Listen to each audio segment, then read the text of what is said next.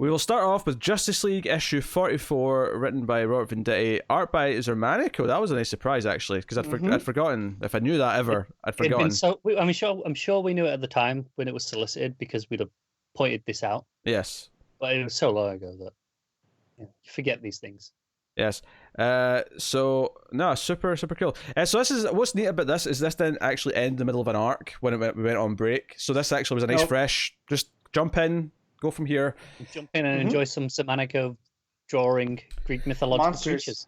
Yeah, the art's really good. I will say, because I love Zermanico's art in Wonder Woman. I will say I love the art here too. There's a lot of stuff to love. I don't like the coloring as much as the coloring that he had with him on Wonder Woman.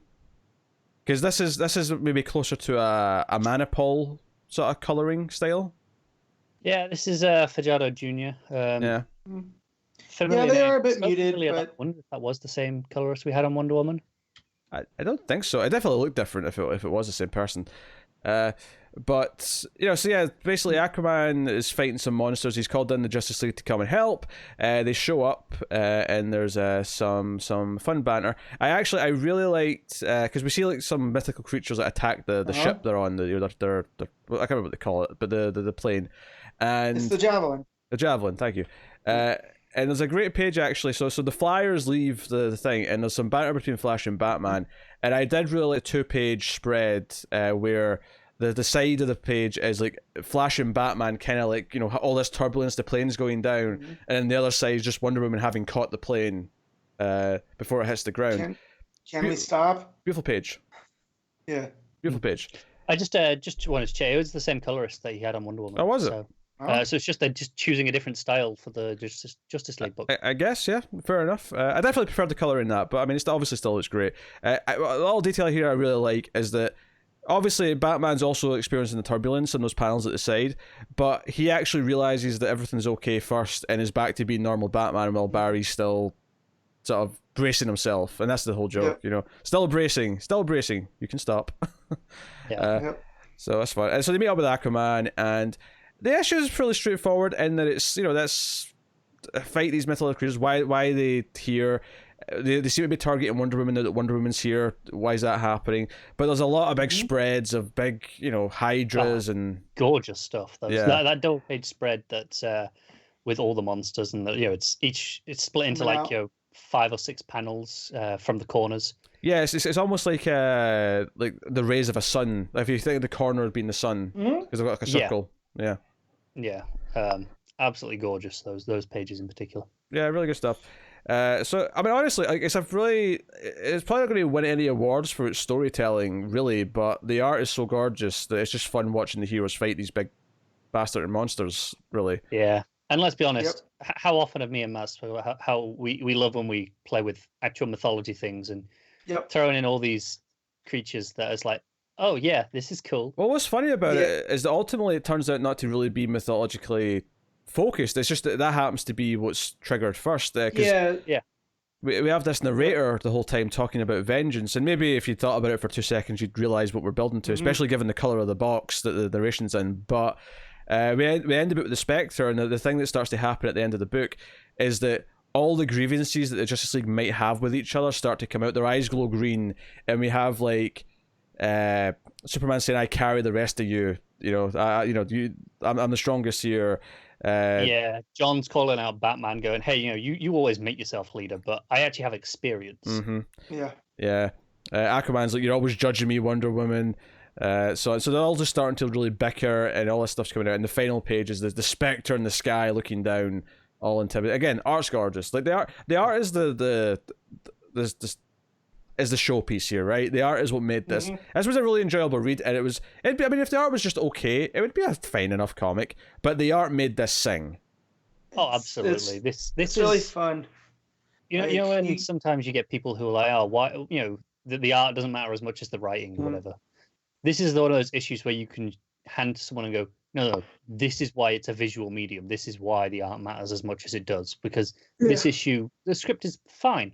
Like you say, it's perfectly enjoyable, but it's the art that makes it a story. Well, and not just that too. If you're familiar with these monsters, Zermanico is also doing them his own way, right? Like the Manticore, it's got the scorpion tail and the lion mane, and a human face. And most of the time that gets left behind by artists, right? They don't try to adapt it from Myth. But he's going for it. And even Scylla, which has had so many different forms. Half expecting to see Caridibus show up. Yeah, me too. I a little disappointed they didn't.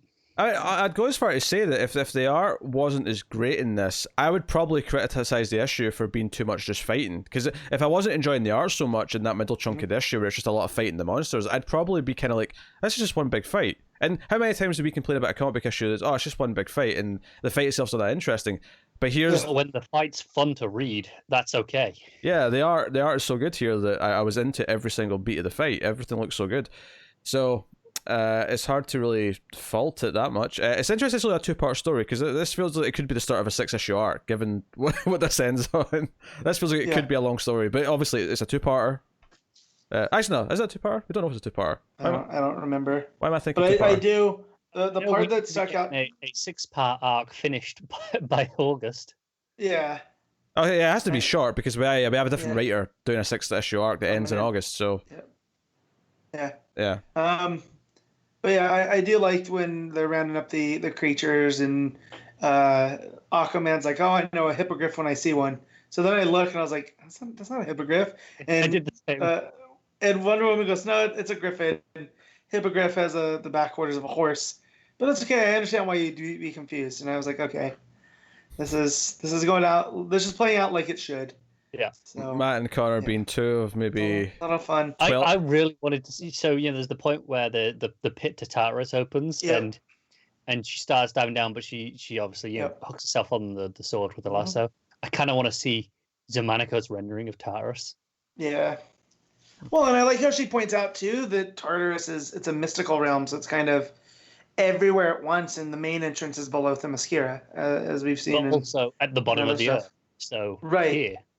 Right. So, so I wonder what that would look like spatially. Yeah, because that's a fun sequence in the book where she like lures all the monsters, because they're all chasing her, so she lures them all down into the pit and then sort of lassos and gets back up. Well, that's the thing about Tartarus too is talking about we talked about the Percy Jackson books in quarantine, and then there was news, so I started rereading them. But it reminded me of the way that plays with Myth in. Okay, it's still set out in terms of the way Myth worked, but the locations move. Right. It kind of played the same here with Tartarus being, well, it's at the bottom of the earth, sure, but it's also under Themyscira and maybe other places that are appropriately work. Right. Yeah. Because it moves with the culture. Yeah. All right, cool. So yeah, pretty straightforward issue, but nice to look at, and expecting a quick wrap up again because we have that 6-issue arc to start pretty soon. So, yes. So here we go. What are you rating them at? It was 8.5. I really like this one. Connor? Yeah, same for me. I had a blast reading this. I'm just going to go straight 8, mainly because like it is all in the art, pretty much. This is one where if it felt like it was doing something extra with the story as well, I'd probably be willing to go higher. But as a showpiece that's made almost entirely from the art for me, then yeah, 8 out of 10.